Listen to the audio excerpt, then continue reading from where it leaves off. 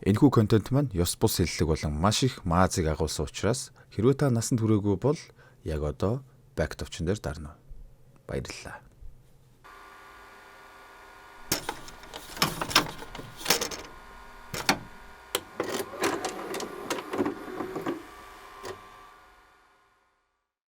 За. Бодвол бүгд л тайлж байгаа л бичлэг хизээ орох болоо гэж хүлээцгээс ууснаа. Манай өснө бүр та нарын тархитлагоонд амьдарч байгаа бах та. Түрэсгүй. За тэр яах вэ? Аимшигын кино яриулыгээ шагналтай байсан болохоор 2024 онд гарсан нэг цэвүүн хангу кино ярив. Та нар бол мэдээж юу хийхээ хэлүүлдэггүй мэдж байгаа. Тийм биз? За, шууд кино руу орлоо шүү. Let's go. За, энэ эмэгтэй бол манай киноны гол дүр Шиён. Тэрээр бүжигчин бөгөөд нэгэн алдартай найруулагчийн кинонд бүжигчний дүр тоглохоор болоод зураг авалтын талбай руу явж байгаа нь энэ. Кино тоглох гэж байж оршуулганд яваа юм шиг ямар ч урамгүй царайлт юмтай солигч нь. Зураг авалт нь ой модоор хужигдсан алслагдаж орхигдсон нэгэн сургуулийн байранд хийгдэхэр болсон байдаг. Хаягдсан сургууль энэ төр манай аймагуудын тамгын газраас ч гоё байдаг баг шиг.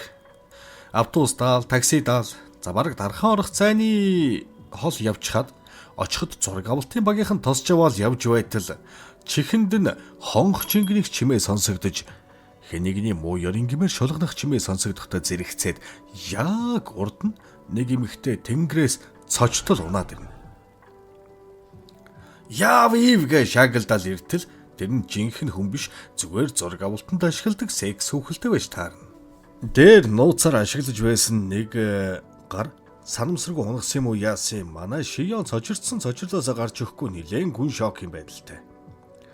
Энийг мэдсэн найруулагч та хоёр муу хадсан нусууд олигтойч ажиллаж чадахгүй янз юм олгаач үт юм аа. Гэтэл өнөө хоёр нь уучлаарай өөр зураг авалтын эсхийг авч байвал ямар гэхэд найруулагч хүүшээ хөхийнэ төрч хөхний сүг гойчлоо хөөе. Нэгт угаасаа та хоёрын буруу, хоёрт гол дүрийн жүжигчингүүгээр ямар элдэнцгээ бичих гээд байгаа юм. Хосын влог шаардсан бол. Энэ газрын төрөөс хэд гэж бодож байна. Өдрийн 5 сая шүү хошноглоо да гэх болно. Энэ яраг хажуугүйрэн сонсож суусан Шиён би зүгээр шууд зураг авалт руу орцгоё. Хаана хувцас солих вэ? Гэснээр зураг авалт шуудхан л эхлэхээр болно. Хувцас солих гэж байхад бүжгийн сургуульд хамт зурдаг байсан дүүнгээд өөрших нь адилхан үс төстэй хүүхэн ороод ирнэ. Манай хоёрч дээвэр дээр гараад хуучны дурсамжуудаа ярьж байгаад хоёулаа энэ кинонд гол дүр болж тоглох болсноо мэднэ. Шиён би ганцаараа л од болж инста фоллоу нэмээд ямар ажил хийдгийг тодорхойгүйч брэнд өмсөж үнэтэй баринд амьдраад үнэтэй машины урд талын салонд стори хийж гадаадад хинтэнч аялаад байгааг нь мэддэхгүй хүн болно гэж бодож илаа. Гэхэд дүүн тийм үү манай найруулагч хэлэхээ мартсан байхаа хөө. Жаахан гаж хүн байлээ гэд өнгөрнө. Эхний зураг авалт эхлэхийн өмнө Шиён найруулагчтай уулзна. Та ч одоо яасан худ гарвэ? Чухам намайг л цор ганц гол дүр од болгоно гэдээсээ яасан? Өөр нэг хүүхэн бас дуудсан ч байх шиг. Гэтэл найруулагч чи манай гол дүр чиний хөлгөр илүү гоё хөдөлдөгчтэй өөрхнөө гэж хөлхөн дээр нь цэцэг ургуулж тайвшруулаад зураг авалт эхлэх болно. Манай хөөрхөн Шиён найруулагчийн бэлдүүлсэн бүжгийг өглөө ороогүй үхэн хатан бэлдэж орхигдсон сургуулийн хүүтийн шалны тоосогч нэг сайн зүлгэж өгөн дөө. Могоон чуулга гэдэг бүжиг юм уу хаашийн атралдаал нэг л эвгүй. Бүжгийн бэлтгэлийн үеэр хамар амнаас нь цус гинт гараа толон тартал царай хүн амир чөтгөр шиг болж болоод юу ч болоод байгаа юм бүү мэд. Манай гэхдээ айж ичж байгаа юм алгуу. Од болж л байвал одоо юунаасаа ч айх юм дээ тийм биз. Дараагийн зураг авалтыг тээвэр дээр бичих тул агаар жуултыг унтраалгахаар зургийн багийнхан Шинковод ош буулгана. Шинковч подволд орж ирээд нэг юм олж унтраагч айда зогсож байтал ард нь сүмийн сим сүйтгэнэл. Айд сандран цааш явж байтал хан дээр чөтгөрийн гэмээр тэмдэг зурагдсан байгааг хараад ямар нэгэн хөшөө болж хөврөх болно. Шиён түр амс хийж байтал сургуулийн дүүн орж ирээд хүүшээ ихч та ч сайжирсан байж таа гэж мэгээд үг хаяастай. Тэгсэн Шиён нэг эм гаргаж ирээл уухад ихч та яасан зүгээр үү? Отоо болтол тэр явдлаас хойш эм уудаг юм уу? Энэ ямар явдал вэ гэвэл Шиён өмнө нь автосолд ороод бараг л боломжгүй ослоос маш азтайгаар амьд үлдснээс хойш л өвчин намдаах тайвшруулах имийг хоол идж байгаа юм шиг л хусдаг болчихсон. Бараг эмний нөлөөнд автчихсан юм шиг байгаа юм. За ингээд ээлжид зураг авалт дээвэр дээр хийгднэ. Африкийн эртний Куако амгийн бүжгийг санагдуулсан эв хамгүй хөдлөөл нэг нуграал нэг хуграал лааж өгөн дөө. Дараагийн зураг авалт нь өнөө дүүтэйгээ хоршин бүжиглэх байсан бөгөөд зураг авалтч эд дундаа явж байтал гинтэл Шиён дээврийн ирмэг дээр гараад доош үсрээд өгчлээ гэд бодтол тэр нь өнөө секс хүүхэлтэй байх ба. Энэ нь киноных нь нэг зохиол байсан байж таарна. Манай хот төсөөлөд өөрийгөө нисчлээ гэж бодсон юм уу? Эмэн нөлөөлөд байгаа юм уу? Бүү мэд. Баахан бөөлжиж зураг авалтыг нэг сандаргаад авчихгүй юм. Эсвэл Qualcomm-гийн бүжгийг хэтэрхий хийснээс ч бөөлдсөн байж магадгүй л дээ. Зүгээр суугаад босоход л миний нүд харахгүй толгой эргэж байхад аргагүй үстэй хөрх. За тэгээд хажуугийн тээвэр дээр кино зураг авалтынхнаас шаал өөр хүмүүс Шинковын подвол таарсан тэмдгийг зурж байхын дээр. Энд өөр хүмүүс байх ёсгүй орхигдсон газар учир манай эдж ямар бомбонуудны болоо хэмээн мэл гайхан зогсцгоо. Энэ үеэр туслах найруулагч ухаантай энэ чолкон үст подвол руу явдаг Шинковто таарах ба өнөөх нь хүн айж нохой гаслам юм болцсон байхаар нь "Гү яасан бэ? Зүгээр үү?" энтергээд очиод үшээд автал байхгүй. Цэцгэн толгойтой автир гаргаж ирэл ерөөсөө зогсоо цаггүй нүүр нүдгүй бүлж гарна. Хобстуласки тэгсэн найруулагч нь Жокер болоод төвөрчүү яав. Учиргүй инээж минэгээл заяа. Манай хэд шокерч ядаж байдал утасны сүлжээ мүлжээнч байхгүй болон ямар атсан болоод байна гэж байтал өнөө Шинков цуснд будагдсан юм орж ирснээр дээвэр дээрээс нисээд өгчөж байгаа юм. Киновагийнхан ч айд сандралдан цагдаад мэддэх хэрэгтэй энтергээд байж ил нөгөө Шинков ч амилж босч ирснээр дор байсан залууг барьж аваад хүзүү амын шимээд байгаа мүү идээд байгаа мүү за баргал идчил таарч байгаа бах. Цусыг годгодуулж өгөндөө. Тэгээд өнөө зомби чинь сэжгийн нүрээрээ дээшээ харснаа ээлжид хохирогчоо шимэн онцгоор гүйж гарнаа. Бүгд л сандраад одоо наашаа ирж байгаа. Яна мана гэж байтал ерөнхий найруулагч юу ч дугарлгүй цүнхээ үрээд яваад өгөхөөлсөн. Багийнхны хэсэг бүлэг нь хөдлөхөөс ч айцхан дээвэр дээр үлдсэн зарим нь найруулагчийг даган манай хоёр бүжигчин бас доош буухаар явна. Тэгсэн нөгөө солиотон найруулагч нь GoPro гаргаж ирснээр бичлэг хийгээд эхэлдэг. Нөгөө хэд ч мэл гайхаж "Гүчээч одоо эргүү өстэй байна шүү дээ. Юугаа бичээд оноо" гэд байж байтал коридорт хяналтын камер байхыг олж харцгаан. Боддоо орхигдоод өчнөөн жил болсон газар ч штэ. Нэг л төлөвлөгөөтэй зүйл болоод байгаа нь тодорхой мэд. Энэ хооронд дээвэр дээр байсан хэд дээр шинэхэн зомби айлчлан ирчихсэн хаалгуудын балбаа цөмшааж орж ирэх нэ. Доош буусан хэд хоёр давхар дээрээд хаалгыг нээтэл хамгийн ихний азгүй амьтан болох туслах найруулагч алушээ зомби болсон мань хэдийг харснаа усын боолчгэл чавхтаад ирж байхын тэрдээ мань хэд ч хаалгуудаа хаагаал оруулахгүйгээд үзэж тарж байснаа гинт энэ тэнийг хаалганы бариул эргүүлээд орж ийн гэж байхгүй бах гэд цааш явах гэтэл нөгөө Жокер найруулагч чинь бичлэг хийсээр л доод давхар дэрэн хаалга таглаж тавьсан зүйлсийг холдуулан ортол коридороор дүүрэн шүүгээ овоолцсон. Манай ирчүүд бас үхсэхтэй тулсан хэдийч джентльмен тэгж байгаад ladies first хэмээн хүүхнүүдээ өргөж гаргаад шүүгэн дээгүүр мүлхэж байтал байхгүй.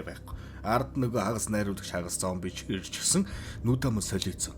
Хулгайч нохой шиг хараа зогсож байх нь тэр шүү. Мэдээж ерөнхий найруулагч жижи болох нь тодорхой. Нөгөө хэд ч хумгүй цааш гүйсээр гарах хаалган дээр иртэл хашааны хаалгыг цоожилчихсан цусаар будаж өргөл маягийн зүйл өргөцсөн.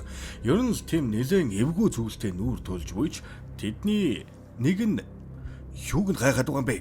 Авирал да гэд цаашаа хашаар өдөгтөл хажуунаас нь гинэт нэг зомби гарч ирээд хүзүү амыг үнсэж таалж гарнаа. Хүмүүсийг цогтоолохгүй гэд яг үүдэнд хоёр зомбиг нохой шиг гинжлээ тавьдсан. Тэр хоёр нь нэртэй заяа. Нэр нь зомби басар, зомби асар. За ингээд тулгын 3 чулуу шиг гурвуулхнаа болоод машин руугаа гүйж угаад дүүн бүдэрч унтал дүүгээ орхиод эргэж чарлгүй явчихж байгаа юм. Өөдгөө шас. Яа. За, тест уучлаарай. Яг гоё хэсэг дээр нь зогсоосон бол. Та нар ч аль хэдийн мэдсэн л байх л да. Манай хар багын найз Rocket Bay тоглолтоо хийх гэж байна. Тэгэхээр ингээд уун гэж байна. Энэ 9 сарын 14-нд Төв цэнгэлдэх хүрээлэнд цаадхыг чинь Пуужин баяраа тоглолт болох гэж байгаа. Тасалбарын нөө штэ. Social Pay app-ийн нэмэлт үйлчилгээ зэснээс болон Portal CGM-ээр худалдаа авах боломжтой. Окей. Мөнгө төгрөг байхгүй энтергээ төмбийгээ суух гэж байгаа бол Social Pay app-аар дамжуулан виртуал зээлийн карт захиалаад тэр картаараа зээлээр авах боломжтой юм байл шүү. За тэгээд манай хэдийнхээ царай зүсийг хармаар байна гэдээ байдаг нөхдүүд тэндэл харддаг юм шүү те заваа амтд минь. За, үргэлжлүүлье. Машин дээрээ очиод амжилттай асаагаад явж итэл урд нь нүрээ альчуураар боосон буутай хүн гарч ирж жолоочийг буудснаар мод мөргөн осолдоно. Шиён сэрэхэд жолоо барьж байсан залуу амьтай голтой байсан ч тэрнийг орхиод зөөгтөн. Эргээд хартал жолоо барьж байсан залуу дээр баасны ялаалгаа адил баахан зомби шавчихсан. Энэ тэндээс нь мэрж хүлхэж байдаг да. Гэтэл хаа нэгтээ энэ бүхний камераар нүрээ альчуураар боосон хүмүүс ажиглаж байдаг юм. Ингэхч болов гэж бодоод байсан юм аа. Шинян зогтож явсаар ойрхон контейнерт орон нуугдж чадсан ч үнэрч багхар шиг юмнууд үнрээр нь олоод ирсэн. Яг баригдахын даваан дээр энэхүү бусрамг үйл ажиллагааг зохион байгуулсан этгээдүүд чанга яригчаар майн мэгзэм тоглуулснаар зомбинер бүгд чимээ гарсан зүг рүү хумгүй шүлсээ өсчүүлэн тонилог одцгоо. Тэгсэн тэр контейнерт нөгөө гаж найруулагч өгөх нь бүхэл муряд энд алюшээ ирдсэн нуугдж байдаг байгаа. Шиёнч хөөе найра ямар ацаа хийгээд байгаа юм бэ гэтэл камерныхаа зайг сольцсон даа хөө гэж шат. Энэ одоо юу вэ? Сүх талайд л үхэр амгалаа гэж. ертөнцийн их амар амгалан чи одоо энэ нөхөр дүрээрээ байгаа үст.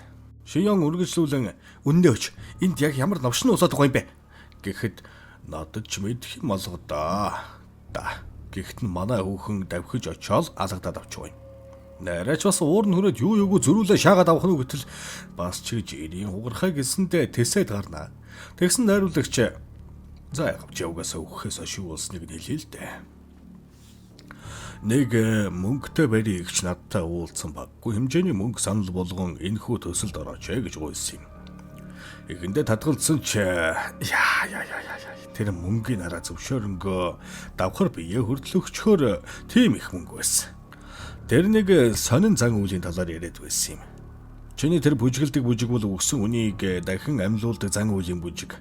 Хэрвээ үнэхээр тийм зүйл болоод өгөхсөд амилж бүг бичиж аваад кино хийвэл эн ч одоо хална үст. Гэхдээ чи энэ санал миний унж яваа карьерийг мань эргүүлэх учраас би угсаал хий. Чи харин дагж яваад жаалж уул тусалж байгаад амьд үлдвэл үлд гэд хаалга нээтэл байхгүй. Тархиндаа сумзолгоод саваад гэж. Одоо бас юу вэ? Гэтэл ашгүй төрийн сүлд өршөө гэж хэдэн цагтаа ирсэн байж биш үү. Эгэсэ ам авраараа эндээс ухти пяцта гэтэл юр тоохгүй шал өөр юм яриад байсан чинь хөөхий собер гастанараа хар дамхаа энэ контейнерт нууцсан тэрнийгээ л эргэж ирсэн эний байж л дээ. Тэгснэ чи сэтгүүлч үү? Камераар юу хийж байсан юм?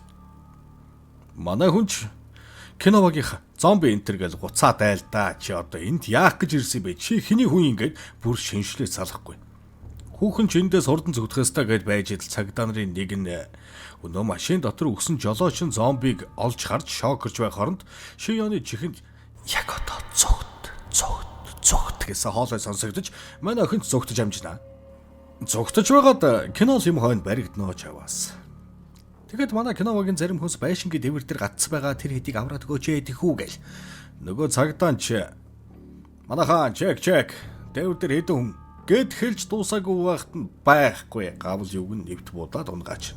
Энэ бүхнийг зохион байгуулж буй нөхдийн нэг буудсан байдаг бөгөөд нөгөө талд цагдаа нар энэ нөхдүүдтэй бас таарчихсан. Та нар хэн бэ?